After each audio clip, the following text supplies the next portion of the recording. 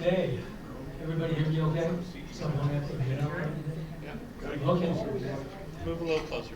I was asked, several months ago to talk about the history of CADXA.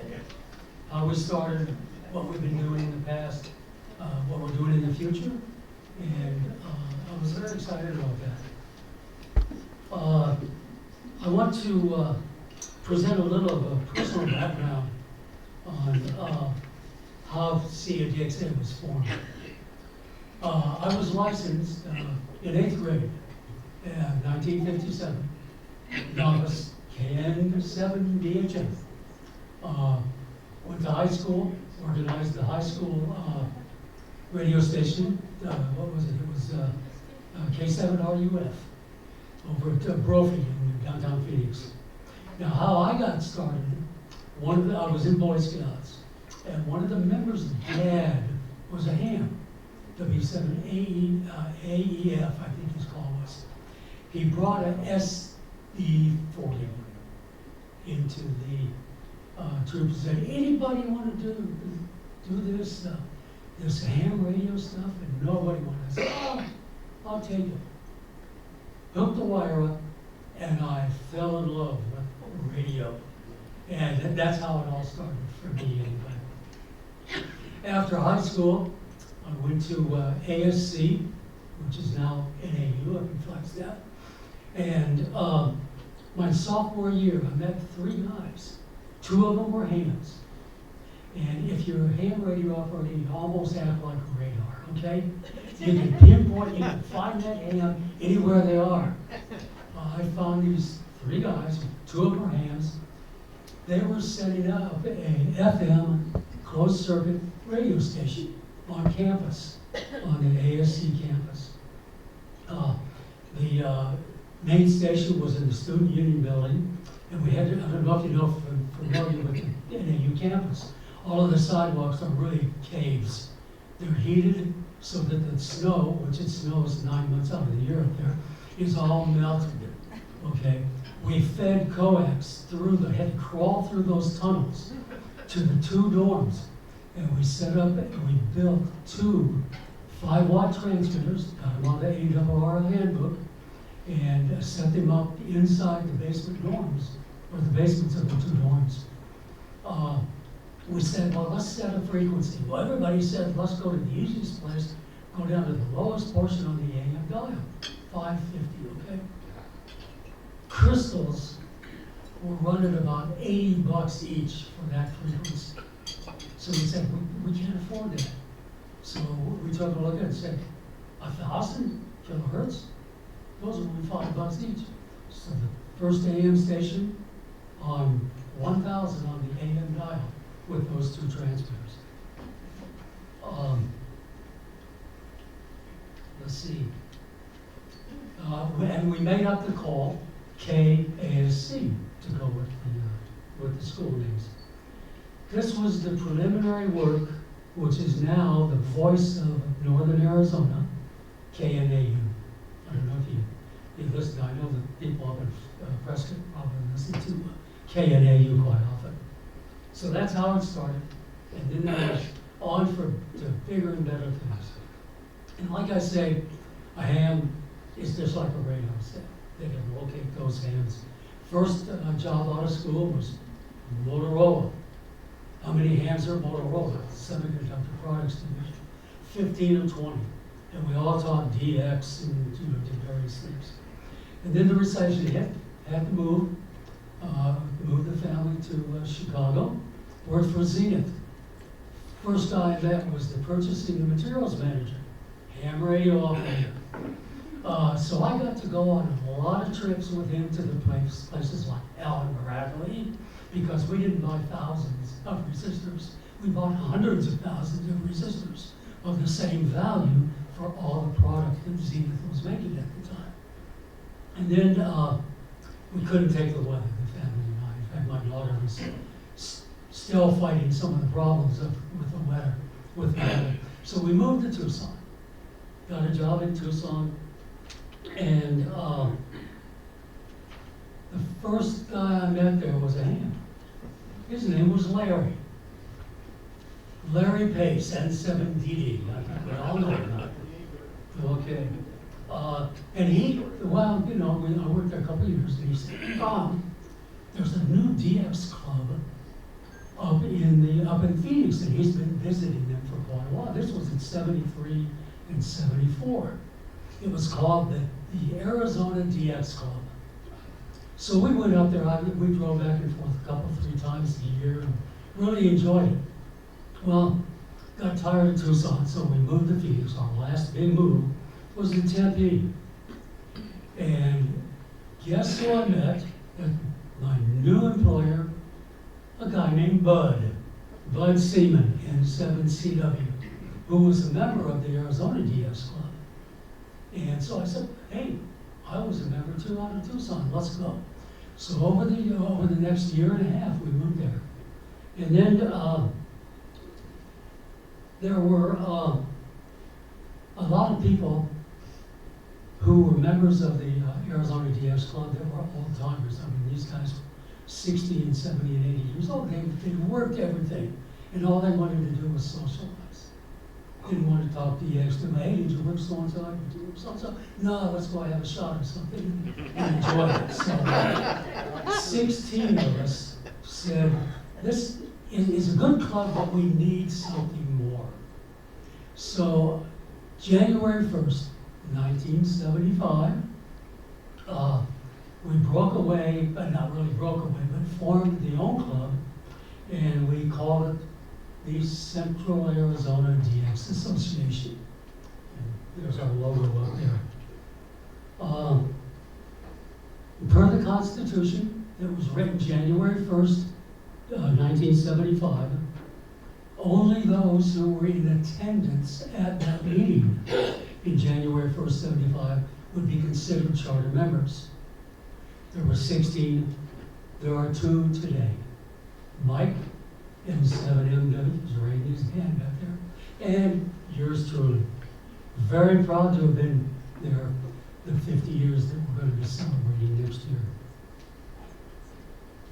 The first elected officers, and some of you, a lot of you know the names. Wayne, W7RUK, he was W7QS, became a silent key last year. Al Kablinski, W7PFU, W7XA is his new call. He moved to the Philippines several years ago and just moved back to the Valley. So we need to get him back in the club. It's been right. The treasurer was Chuck, WA7RKR. Some of these you may know.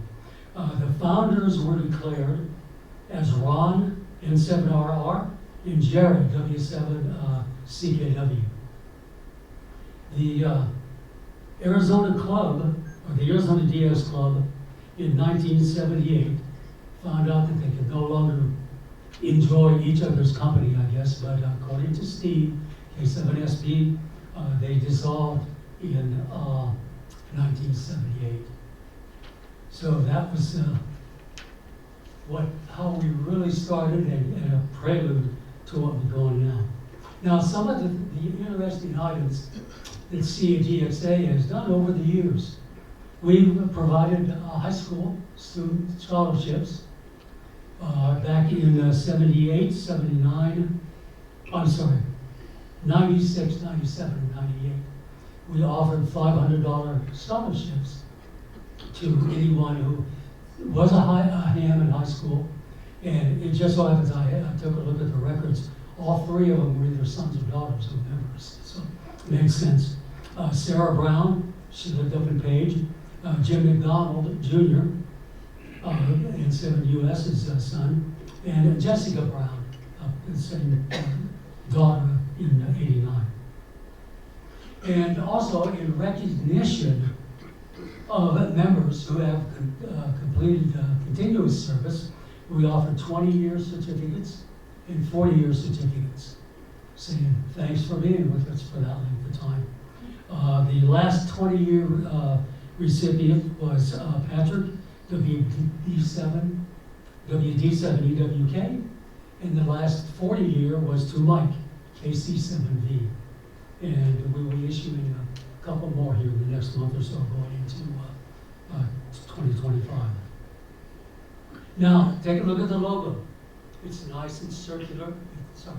It's nice and circular. The state outline, the cactus, and the flag were all traced from Arizona Highways magazines. And while we were doing it, we said, hey, let's make it look neat.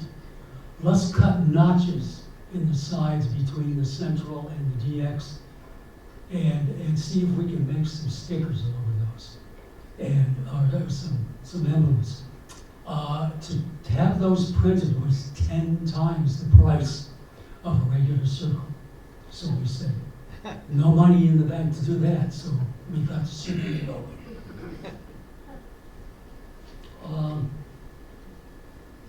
Several members of CADXA at the time, going into the 2000s, were avid contesters. And they thought that there were a couple of them that said, hey, let's form an organization from CADXA that really concentrates on contesting. And so between Bob, K8IA, which I think we all know, and Mikey, KC7V, they formed the Arizona Outlaws Contest Club. And I think a lot of us are members of that contest club too, as well as CADXA. So those are some of the things that we've done over the years. Now, let's talk about our club call, K7UGA. And that's the K7UGA QSL card, and that's our good friend Barry at his shack up in Paradise Valley. We all know about Barry. He was a great American photographer, Native American photographer. He was a World War II ace. He was obviously the presidential candidate way back when, and also a ham radio operator. Among the other things, probably the one that we know most, his Mars activities, military amateur radio, especially during Vietnam conflict, running phone patches through the Mars system. He handled literally thousands and thousands per year during that conflict from his home up in Paradise Valley. Barry's first call was 6 BPI, and that was issued to him in 1922. 6 area included Arizona at the time, and then finally FCC broke it up, gave Arizona into the 7th, or brought Arizona into the 7th call listing. Our original call for the club was N7KJ. Mike KC7V was the trustee, and we got that in 1992. After Barry passed away, that was May 29th, 1998, we knew that the FCC would reissue that call letter in 2 years. We didn't think too much of it at the time, and it was in 1999 that someone suggested, hey, why don't we get Barry's old call for our club? And we think that somebody brought it up at one of our meetings, and going back on some of the records that I've got, we think that was Jim and 7US who made that original suggestion. Nothing was done until in 2000, mid to 2000, Gary, K8BN, got a call from our section manager down in Tucson, Cliff Hausner, KD6XH. He's the section manager for Arizona. He indicated that there were several that he had heard through his meetings with ARRL. Several members of ARRL were starting to apply for that call. He also found out that a couple of senators and the House of Representatives wanted that call, but there hadn't been any further action. So as soon as Gary found out about this, he called Mike, KC7V, who was the trustee. He said, hey, is this a good idea? Mike said, absolutely.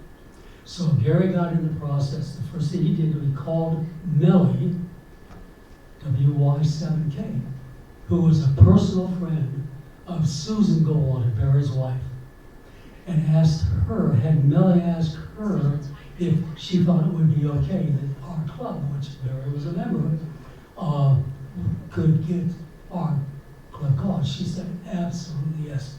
Well, then Gary turned into high gear, and he called the FCC headquarters about a month before the 2 years was up. Met a very nice woman out of the FCC and said, what do we need to do to get this call? She said, I need, first of all, 2 forms of identification that Barry passed away. Well, worldwide goes that he's dead, okay? But they needed 2 official notices.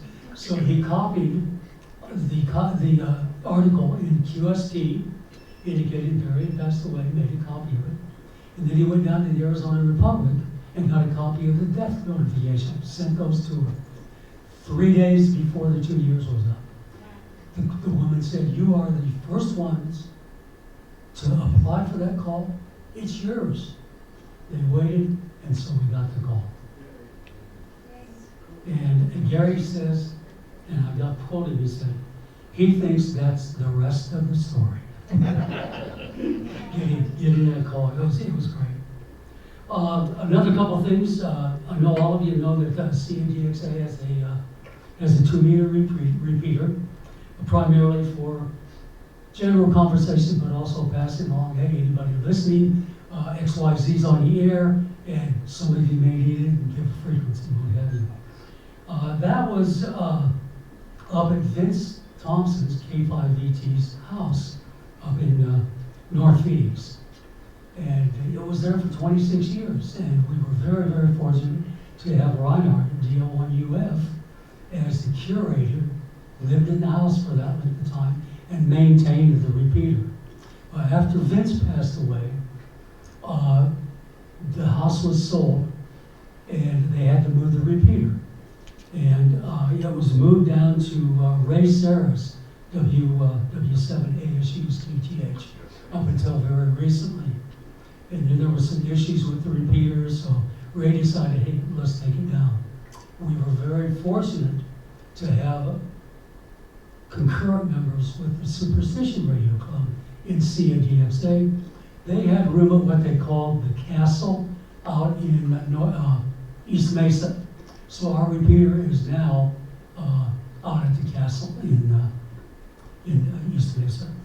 And I think most of you can hit it. I know people out in Glendale can hit it. So it's good.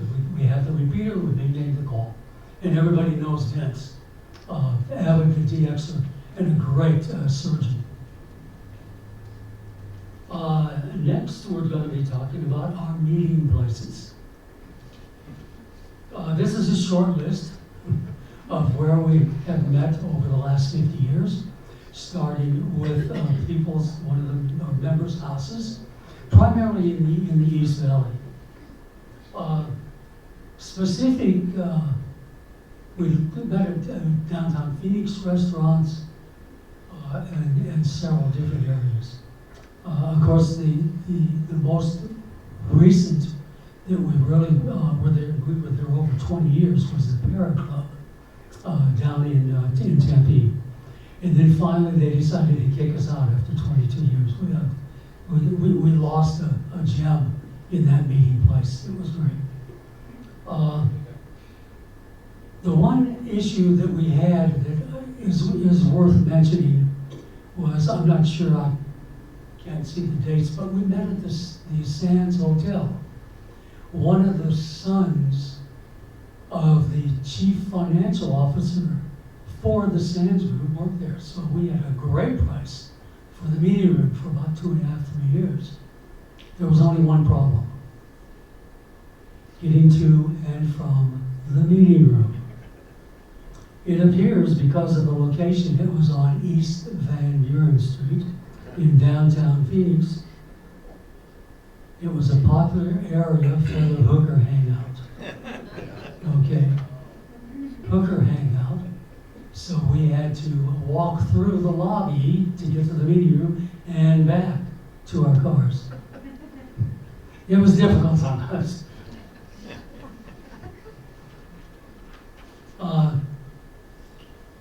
CADXA QSL cards. We've had 3 printed over the years, and we sold them by the hundreds to various members. The first one was 1976, the top one. The designer was unknown, but it was a nice card, had our logo, and a lot of people used them. And then in '82, we said, okay, hey, let's redesign another one. And the designers were Bill, WA7KPH, and his lovely wife, Diane, KA7TEZ. And we used that one up until about 98. And then we went to the orange, and that was designed by Bob, W1XT, one of our long-term members. So I know several of us that had purchased ones. I still have a lot of mine. And if you want them, let me know. I still work with the printer and printed them up. They still have the artwork for it. Next, I want to talk about some of the activities that we have really involved ourselves with as a club over the last 20 years or so.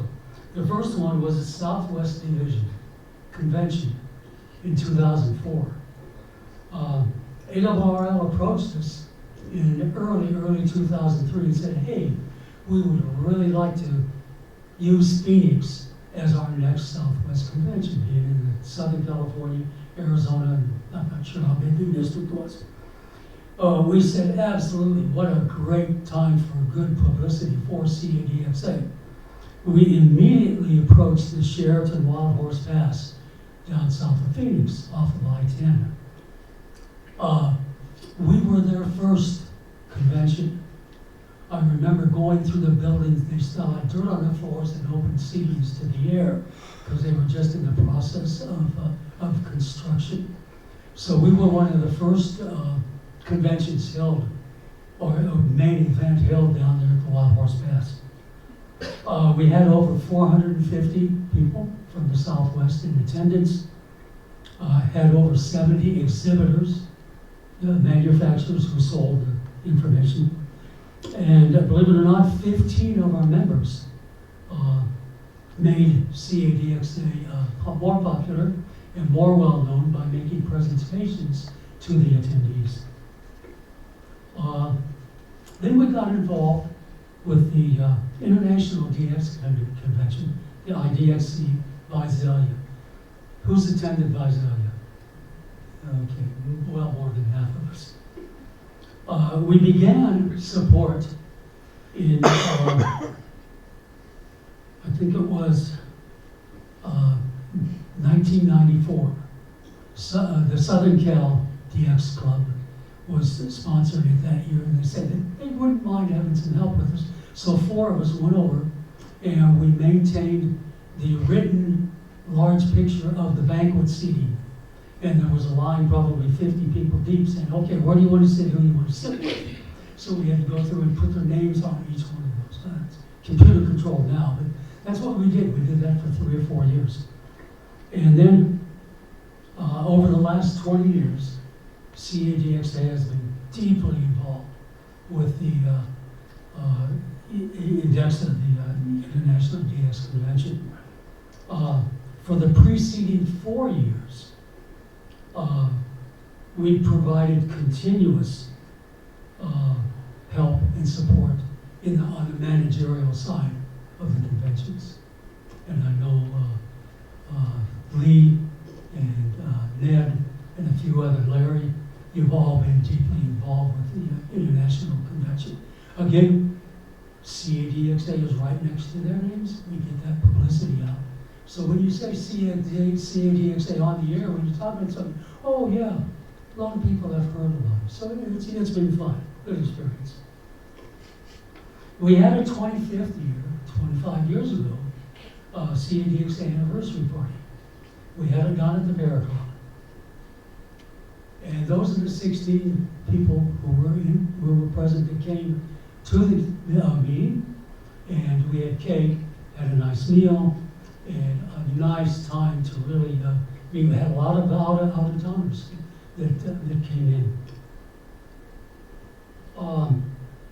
This photo I sent out, and we were published, the photo was published, CQ Magazine, the DX column in February 2001. QST at the Foundation, November 2001. QST, How's DX? Bernie put our that photo in February 2001. 73 Magazine, in How's DX column, put that on. And then CQ Magazine again, we were in the editorial by Carl Smith about our 25th anniversary. So a lot of publicity, a lot of exposure to the club. Now we had a 25th, continuing on the 25th anniversary. In October of 2000, my wife and I, Jerry, and unfortunately she didn't make it tonight, booked a group tour to southern Germany. What a time. We attended the Oktoberfest in Munich. They do it every year in October, so it was a good Oktoberfest. A lot of beer. 10 huge meeting halls, thousands and thousands of people there drinking beer. Also went down to Oberammergau and saw a passion play, which they present every 10 years. That's quite an experience for both of us. We toured Italy and Austria. But one morning, Jerry and I were sitting in a hotel room just contemplating what we were going to do the rest of the day. Got a phone call from Reinhardt, D-O-N-U-F. He said, "Hey Bob, I'm in Cuso on 20 meters with somebody down there, and he wanted to go a 2-meter patch to my hotel room." I said, "Boy, does that really make sense?"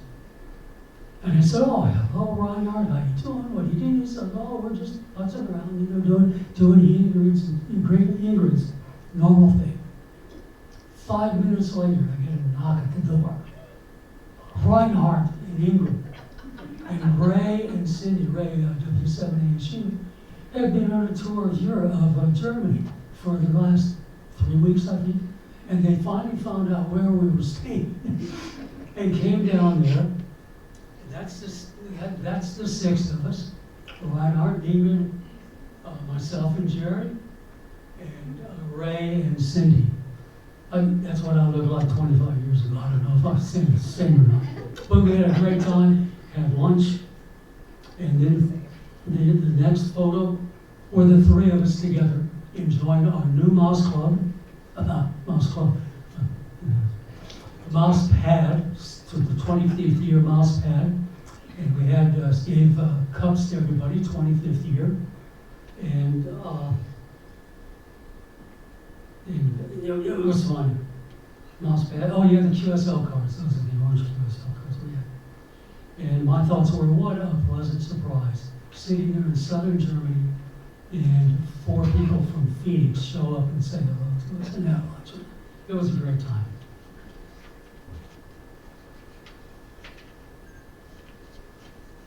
Okay, this is one of the things that we did a long time ago. We started this matrix back in 1966-67 time frame. At each meeting, it's a worked, you see the call letters up on top, and then the worked, and this was something like 7 pages long. The little boxes on the side list the country in alphabetical order. People would fill in the blank if they had worked it. The spaces meant that they had not worked it at the time, and they were looking for it. Well, this was real nice. We would pass this list around at one meeting. People would fill it out, make copies. Copies would be sent to the members, and then over the course of the month or 2 months or 3 months, they would fill out what they were, bring it back, fill out more at the meeting, and then make more copies. And we did this for a couple of years. Well, it got tiresome, and oh, by the way, the internet came up. So it saved a lot of work. But the funny thing was, if somebody was listening on the radio, say like at 1 o'clock in the morning, 2 o'clock in the morning, and they heard some European, they would go to that list and say, "Hey, so-and-so needs that." And he's pretty close to having them all. We do a 2-ringer. Everybody had their phone numbers. 2 o'clock in the morning, you dial up and let it ring twice, hang up. That tells the guy who's just woken up, there might be some good DX on the air, let's go to the radio. So we That's how we get some of the notifications. Now, some of the other activities, Super Bowl. That was my best. In the early 2000s, NFL selected Phoenix to support and sponsor the Super Bowl. The frequency coordinator for the NFL, ham radio operator, like I said, they go the radar. Okay, use AM.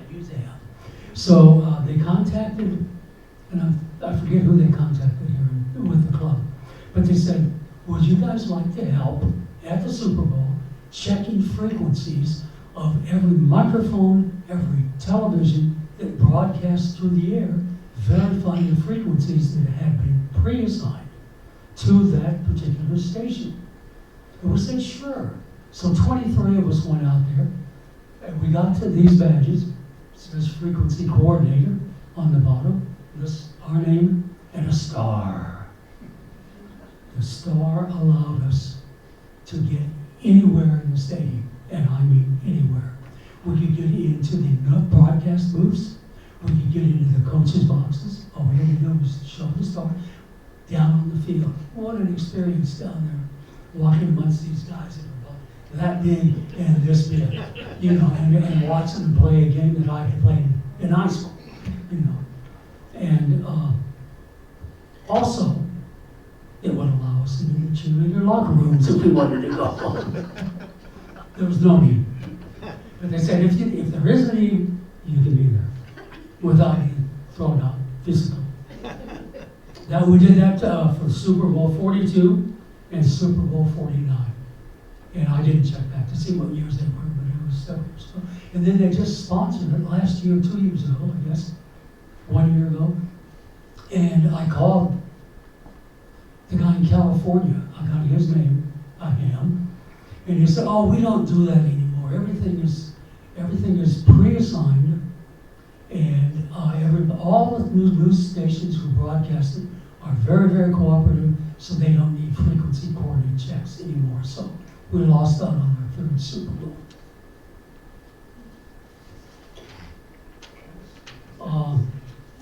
This was a QST photograph of the Barry Goldwater Memorial up in Paradise Valley.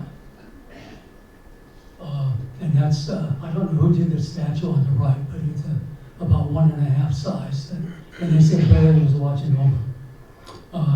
Says, as part of the centennial celebration, February 14th, 2014, which is the centennial for Arizona, the town of Paradise Valley paid homage to Barry Goldwater by erecting a 1.5-acre memorial park. Prior to the celebration, I contacted the architect because they had been advertising in the newspapers. I said, oh, okay, let's see. Do they have any references to his ham radio work or all the Mars work he did over the course of the years? I said, what are you talking about? I don't know anything about that. So working with the architect, I was able to convince them they needed an 8th medallion at the site. So with the architect, I helped design that with the radio tower and across the top. All Barry did, never mentioned Goldwater in his contacts, just Barry K7BHM. So that's what it says across the top of the emblem there. However, down at the very base of the tower on the emblem, I was able to convince the architect to put CADXA. So we're in perpetual contact with Barry, knowing that he was a member. He was a member, by the way. He attended several meetings along with several of his Secret Service guys when he was senator. So that was a lot of fun. And I had some photos, but I couldn't find them, otherwise I would show it. Last but not least, back in 2003, when we were given the chance to support ARRL with the Southwest Convention, CADXA booked a booth up at the Williams Ham Fest. The Ham Fest where people came, bought equipment, sold equipment, things like that. I remember I was manning the booth and I saw this guy coming up and he, oh, hey, this is very interesting. He said, I'm a brand new ham. I just got my call letters, K7HG, and I'm Herb Goodluck. My dad was a code talker, and he got his ham radio license so that he could support the code talkers at each code talker convention on August 14th of each year. They set up a special event station at the Window Rock Code Talker Monument. And we, just a few of us, have been supporting that for quite a while. We'd go up there or actually get on the air at our home KTH and make several hundred contacts using N7C as the special event station. Well, 2 years ago, we invited Herb to come down to one of our CADXA. In fact, it was the Banquet 2 years ago. Excuse me. And Herb brought 2 of the official Code Talker flags with him and presented one to myself and one to Ray, who had been supporting him all along. So it was fun. It's been a long ride. I would hope to do another 50 years. Only God will tell me that. But it's been fun, and it will continue to be a lot of fun with the guys and gals, and continuing to do it while I can. And like Gary said, and this is the rest of my story.